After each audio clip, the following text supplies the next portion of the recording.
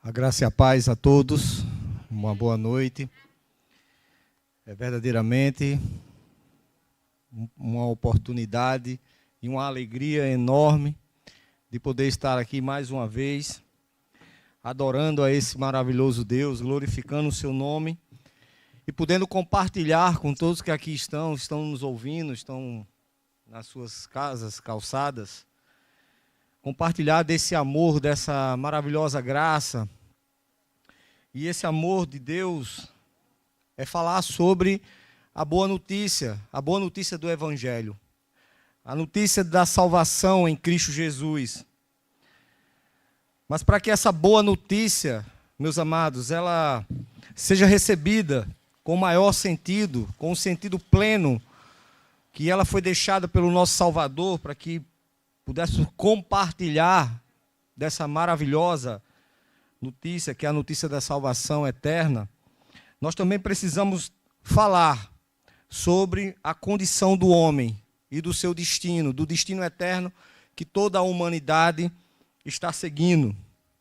Para que essa graça maravilhosa, para que esse amor e esse evangelho que salva pecadores possa realmente ser recebido por um coração que passa a entender o sentido real daquilo que Cristo Jesus veio fazer aqui na terra. Porque Cristo morreu, é quando verdadeiramente nós podemos conhecer o nosso estado diante do Senhor e o destino que nós seguimos. Por isso, meus irmãos,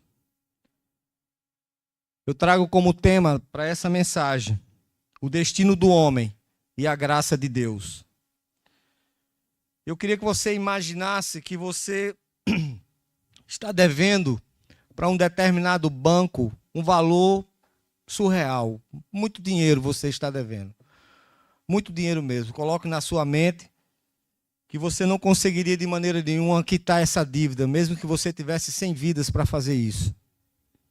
E esse banco, juntamente com outros, já está se organizando para tirar tudo o que você tem, para deixar você sem nada.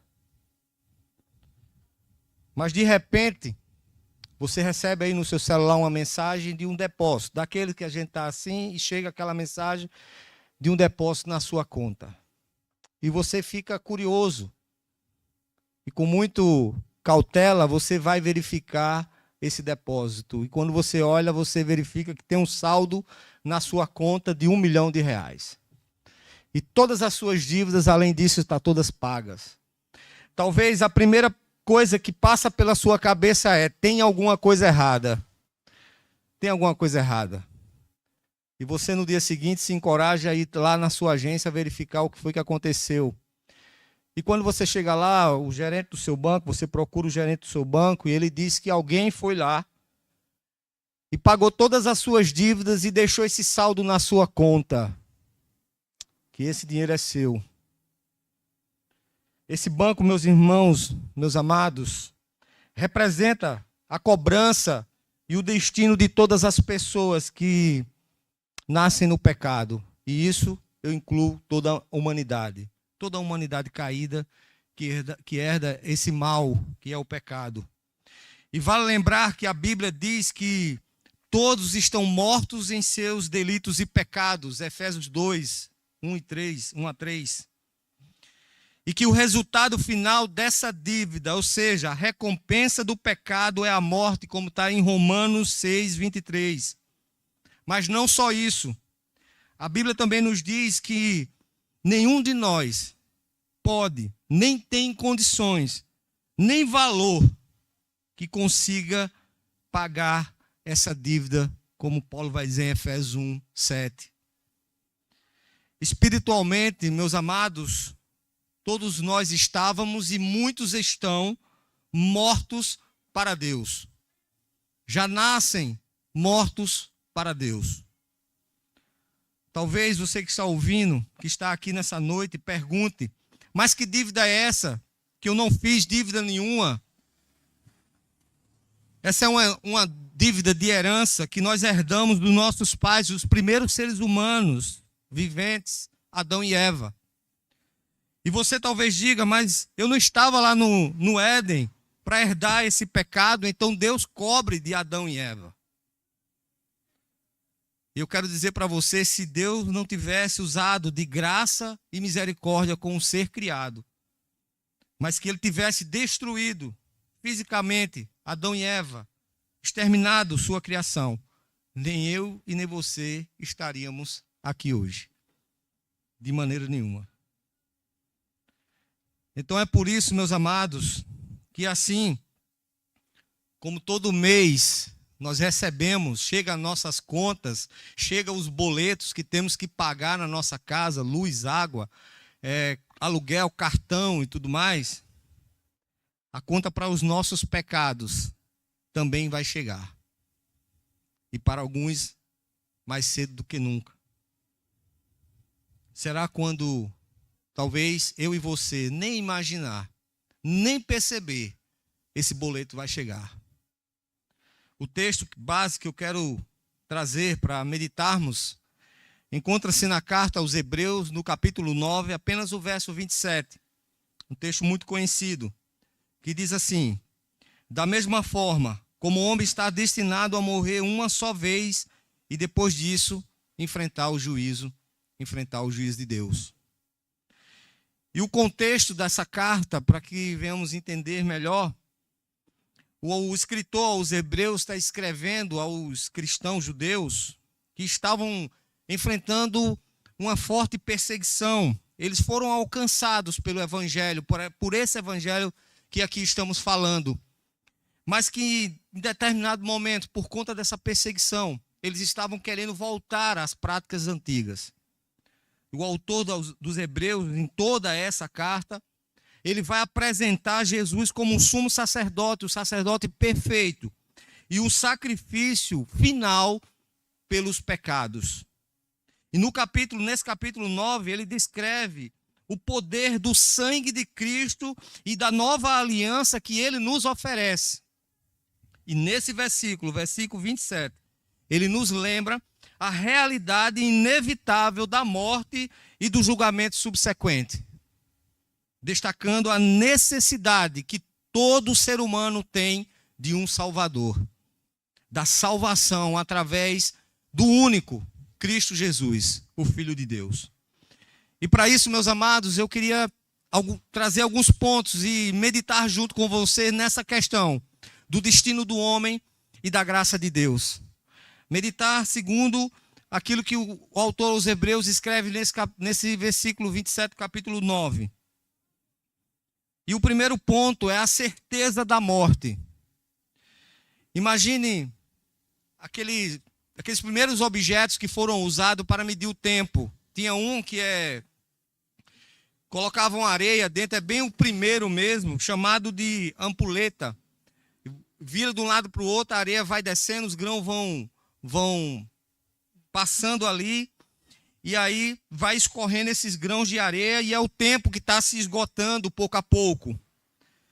Dessa mesma forma, é o nosso tempo aqui na terra, que ele vai se limitando, e vai acabando, e vai chegando ao seu fim.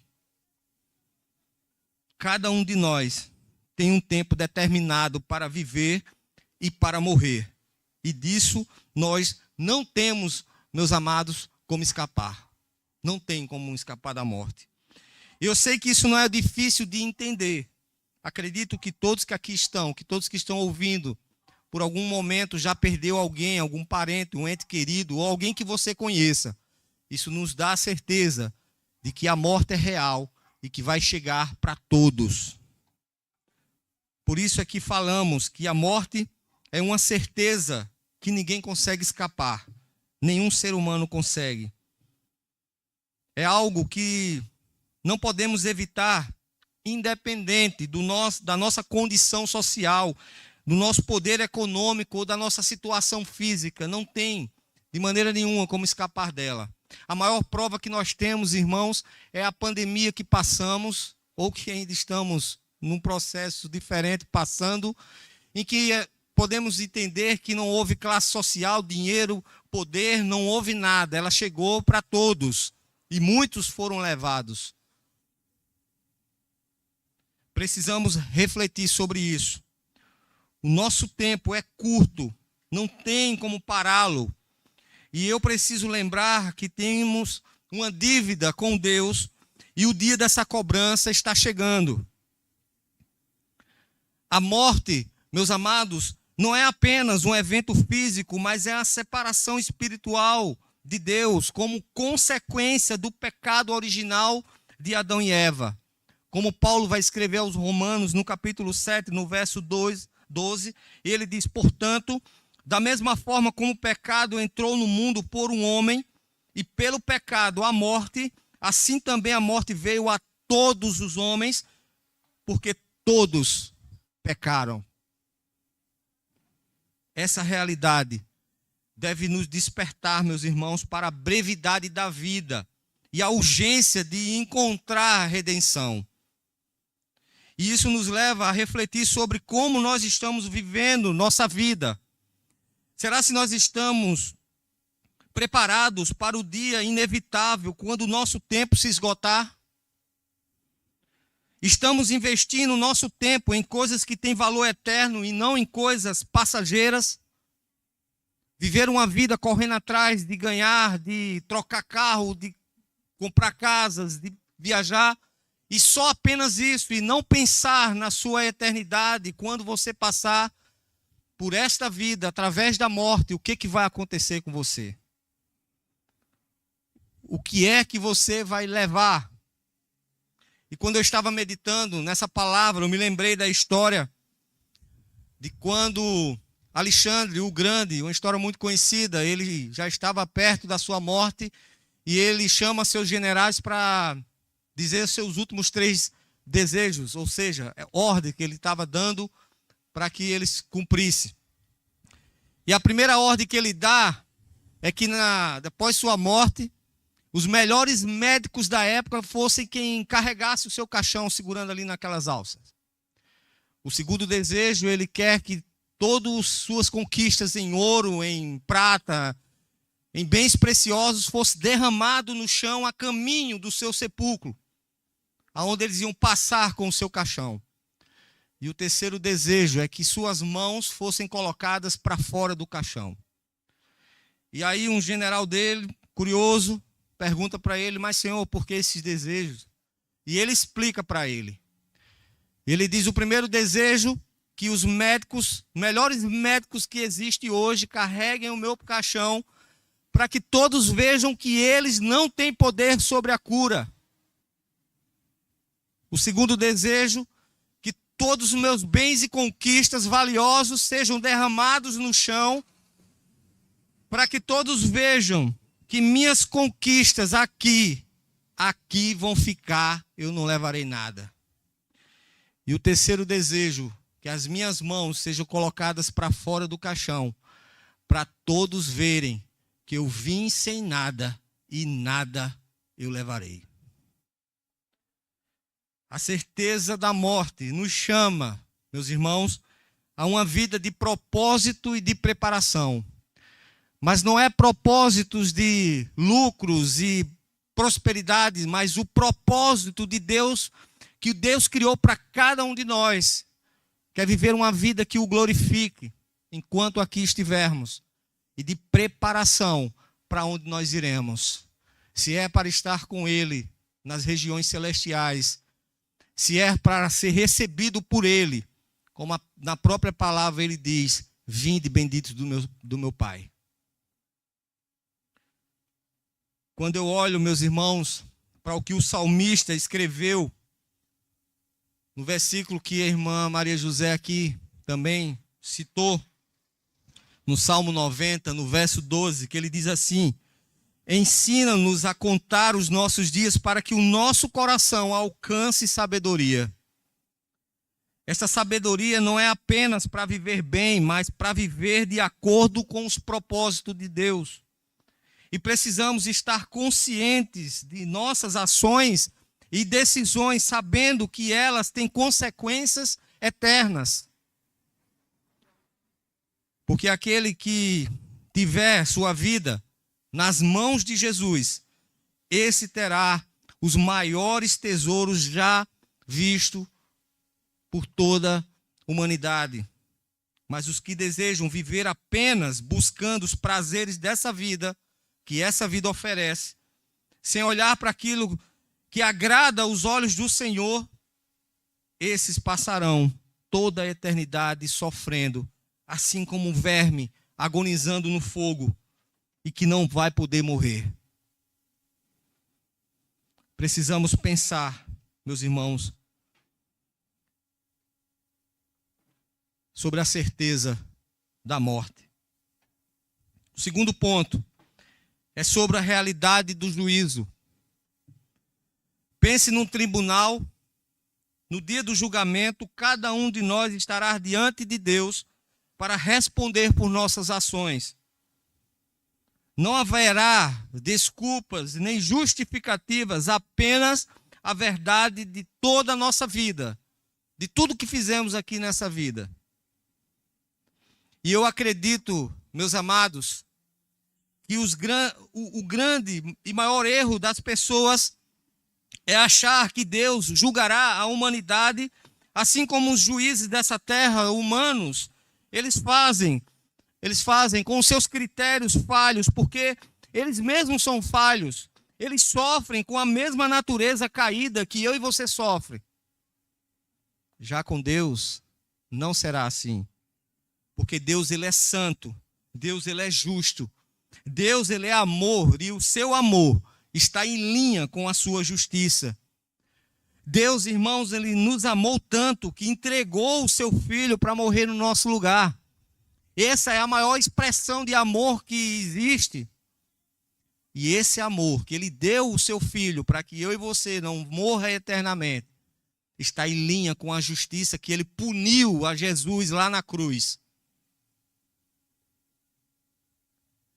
Me deixe pegar um caso recente e trágico, uma verdadeira tragédia, para que a gente possa entender melhor essa questão. O caso da mãe, aqui em Mangabeira, que matou o próprio filho. Imagine, irmãos, que ela não tenha falecido e ela vá para o seu julgamento.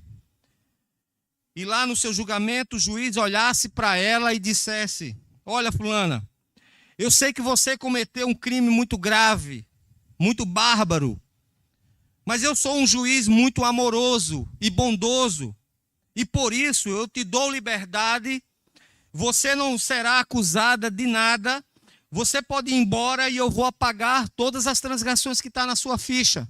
Não se preocupe, pode ir tranquila. Meus irmãos, seja sincero.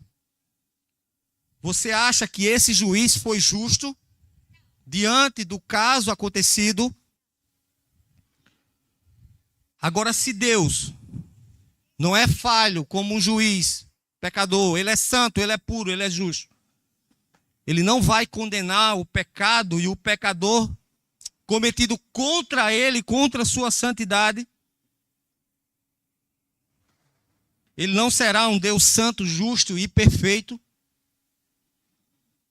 Então, meus amados, tenha certeza que da mesma forma que na nossa vida cotidiana enfrentamos consequências por nossas ações, sejam boas ou sejam más, assim também será no juízo final. Se aqui nessa vida, quando cometemos um crime, sabemos que o normal em uma sociedade honesta seria sermos levados a julgamento e enfrentar a penalidade dos nossos atos, não imagine que será diferente quando estivermos diante do Deus Todo-Poderoso. É claro que a diferença é que ele não deixará nada passar sem a devida punição. Nada passará diante daquele que tudo vê. A Bíblia fala claramente sobre o julgamento após a morte, como Paulo escreveu em 2 Coríntios 5:10, quando ele diz: porque é necessário que todos nós comparecemos perante o tribunal de Cristo, para que cada um receba segundo o bem ou o mal que tiver feito por meio do corpo. Esse julgamento é inevitável e imparcial. E por isso, meus amados, nós precisamos refletir a justiça perfeita de Deus, para que eu e você venha por ela viver uma vida de responsabilidade moral e espiritual, agradando ao nosso Senhor em todas as coisas. Se eu e você entender dessa forma, então devemos viver as nossas vidas conscientes de que as nossas ações terão consequências eternas. Buscar viver, meus amados, de acordo com os princípios de Deus, nos ajuda a estar preparado para esse momento, quando ele chegar, e como eu falei, certamente ele vai chegar. Cada escolha, cada decisão é muito importante para o resultado final. A pergunta que fica é: será se estamos construindo uma vida que agradará a Deus no dia do julgamento? Não ache que a sua vida não tem jeito. Não ache que alguém que você conhece não tem mais jeito. Enquanto a pessoa estiver respirando, ela ainda pode reconhecer Cristo como seu único e suficiente Salvador, se arrepender dos seus pecados e ter a sua vida eterna. O que não pode acontecer, meu amado, é deixar para depois o que você pode fazer hoje.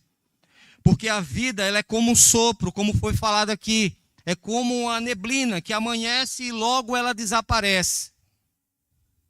No dia do julgamento final, quando estivermos diante de Deus, ou mostraremos as obras de Cristo ao nosso favor, ou diremos a Ele: eu mereço a condenação eterna, como está em Romanos 14, do 11 ao 12. O terceiro ponto: a necessidade da salvação em Jesus. Certamente nós enfrentaremos o julgamento, o justo julgamento de Deus. E a pergunta é: você estando diante de Deus para ser julgado, quem será o seu advogado? Se a sua resposta for Jesus, você terá um advogado perfeito, que pode nos defender no tribunal de Deus, porque Ele garantiu o pagamento pelos nossos pecados. Porque foi para isso que Ele veio à terra. Foi para isso que Ele morreu na cruz. E mais, só teremos vida após a morte, porque foi Ele quem ressuscitou entre os mortos no primeiro dia, no terceiro dia. E assim nos garantiu que não só seremos absolvidos da condenação, mas teremos vida eterna. Ele não só conhece a lei, mas Ele pagou o preço por nossas transgressões. Assim, meus irmãos, como confiamos em um bom advogado para resolver as causas aqui nessa terra, para defender-nos diante da corte dos juízes, devemos confiar em Jesus para a nossa salvação, para esse dia que virá, o dia do julgamento final. Sem Ele, estamos condenados, mas com Ele, temos a garantia e o perdão da vida eterna. Ouça bem isso, meu amado e minha amada. Jesus Cristo é central para a redenção humana. Não há outro, apenas nele encontramos salvação.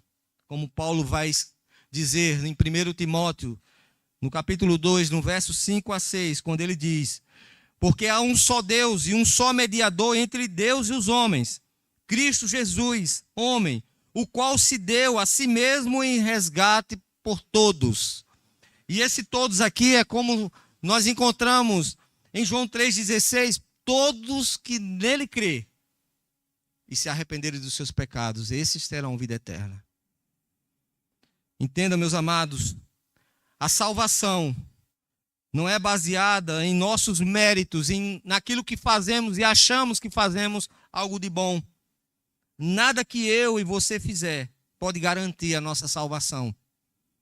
Mas na graça de Deus, oferecida através de Cristo Jesus, que morreu naquela cruz, nós sim, assim podemos ter redenção. Como é declarado em João 14, no verso 6, que Jesus diz: eu sou o caminho, a verdade e a vida. Ninguém vem ao Pai senão por mim. Isso vai enfatizar a exclusividade de Cristo como um único caminho para a reconciliação do homem com Deus. Clamar a Jesus como nosso Salvador é essencial para garantir a nossa segurança eterna. Ele pagou o preço pelos nossos pecados e oferece a vida eterna a todos que nele crê. A pergunta que fica, meus irmãos, será se nós estamos dispostos a clamar a Deus por essa oferta de salvação e a partir daí tê-lo como nosso único Salvador e Rei, aquele que coordena e governa nossas vidas nos mínimos detalhes? Nós temos nas Sagradas Escrituras, a exemplo do apóstolo Paulo, um dos maiores perseguidores e cruéis do povo cristão, que a caminho de Damasco, quando ele ia para uma dessas missões de exterminar os cristãos, o Senhor Jesus teve um encontro com ele. E a partir daquele momento, o resultado é que esse homem passou a viver a vida de Cristo, passou a respirar Jesus Cristo e sofrer por causa do nome de Jesus Cristo, de tal forma que ele vai dizer que o viver é Cristo e o morrer é lucro. Isso talvez, essa frase de Paulo, talvez, olhando pelos olhos humanos, seja loucura, mas como diz as Escrituras, a loucura de Deus é mais sábia que a sabedoria dos homens. 1 Coríntios 1:25. Você, nesse exato momento, não recebeu uma mensagem que depositaram 1 milhão na sua conta, mas está recebendo nesse momento uma mensagem de alguém que não tinha pecado, que não fez nada de errado, mas que morreu por conta dos seus pecados. Assim, se você crer e se arrepender de tudo que fez, você receberá essa vida eterna, abundante de alegria e de felicidade em Cristo Jesus. Não nas coisas desse mundo, mas nas coisas eternas, que é a que durarão para sempre e nunca se finirá. Essa é a boa notícia do Evangelho para aqueles que têm uma dívida impagável e que esse boleto está mais perto do que nunca. Certamente chegará. E eu quero concluir, meus amados, que a mensagem aqui aos Hebreus, no capítulo 9, no verso 27, ela é clara e direta. Não precisa de entender muito. Todos nós enfrentaremos a morte e o juízo de Deus. Mas a boa notícia é que Deus nos oferece uma saída através de Cristo Jesus, a redenção, porque Ele é o caminho, Ele é a verdade e Ele é a vida. Se você crê em Jesus, receberá perdão dos seus pecados e a promessa de vida eterna. Eu sei que você não estava lá no Éden para herdar o pecado, mas você também não estava pendurado na cruz para herdar a graça de Deus, que foi conquistada por Cristo Jesus. Ele que morreu em nosso lugar para todo aquele que nele crê.